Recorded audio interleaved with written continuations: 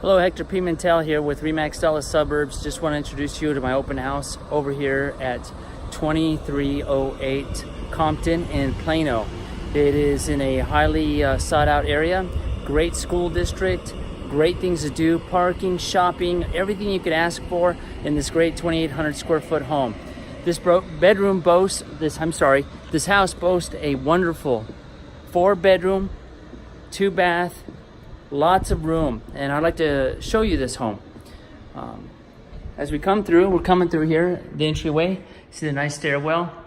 Got the master bedroom over here. I'll give you a quick glimpse of that. Isn't that nice with the bay windows there? And we got a formal dining, formal living area here.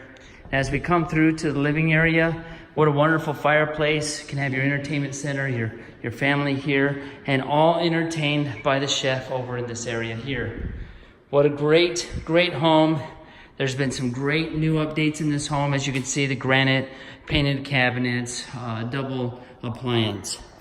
Anyway, I'd love for you to see this home and come visit me over once again at 2308 Compton out in Plano. Come visit me and check out this great home. Bye.